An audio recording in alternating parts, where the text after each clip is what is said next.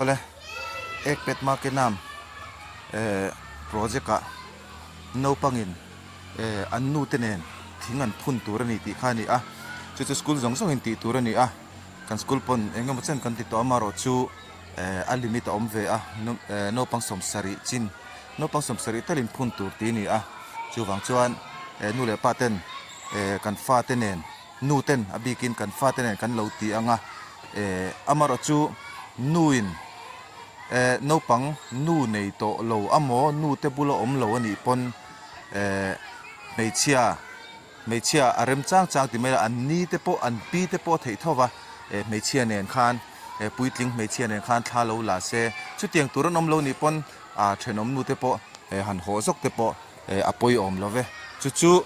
ati dan kan soi do na ni ma sebera chuan a link kan ron thon ta a khami link ka kha hemi noi ber mi hi ni a chuta chuan kan thonanga khei kan honganga kan click to panga chrome in tiana roin hong don ta a chuan hemi website an he tila hen hnuaia hian ming fill up na tur oma hi ka fill up don ani mo in no pangte ming khan in fill up vek don ani chu kan fill up anga ming te hi chu traffic thei thawanga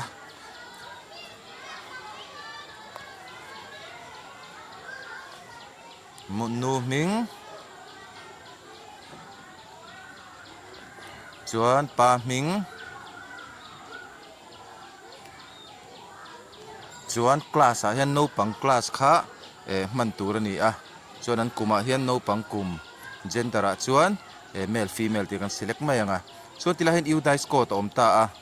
udai score ta hian chhut tur chu in chin chi anga 1503 08 00 801 thlan tur ani tikhan khamin thlan zo khan a hnuaia hian choose file ti oma choose file ti henin click anga choose file ti henin click anga he ron lang cheu don ta achunga he camera ti ron oma camera he kan click anga tikhan he hi ron lan chuan achung berami a pole hi while using the app ti hi kan klang anga tikhan camera ron lang don ani heta hian thlain la don ta thru le tikhan heti lai de khan ti hian camera thlain lak don hian in camera kha at lo lu tuk mai theya a setting a khan han kalchin ula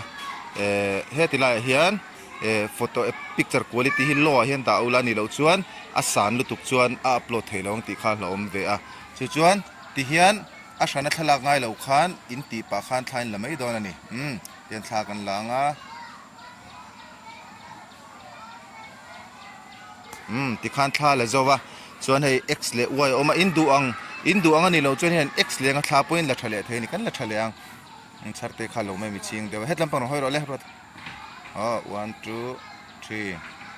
ti khan la a kan e sanga chuan hetla hian ti han image in upload ta khain upload fu ta a chuan hetila hian to ke hetla khan disclaimer hetila hian disclaimer ti oma disclaimer hian click anga ti khan chuan kan submit ang connection fail ti ta thei hi kan chunon le lo kang 150308 chu session ti khan hei you die successfully ron ti cha in thalak chung kha rei deuh chuan hemi session fail chung khan in nga ka nga you die successfully ron ti cha khan ti khan ka submit anga ti khan data submit successfully in tia ka okay anga chuan hetla hian download certificate ti ron omngal ta ni hnuaia hian download certificate ti hi kan click anga hei claim tian ron langhal ani hi in internet a chak lo deuh chuan nga ve hret te po ngai mai theya chuan hetila hian hei chu bilingual hi man mai tur ni a chuan hetila hian download as image ti hi oma pdf om boka image zo khi manganga in download anga chuan hei hi certificate ti hi hei hi in dule nangma ni minga mokhan in lo se fanga lal ruat sanga pachuaw ti khan in download sorry kan ti sol chu kan ti thale lo ka nge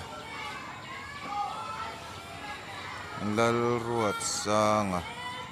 pachuaw ting ka save anga chuan hei hi ka download anga chuan ka download zo khan he tila hian open ti om ta du chong ke en ngal the ni no ti khan hi certificate khan ta he certificate hi in gallery aron lu tanga mo in gallery aron lu tanga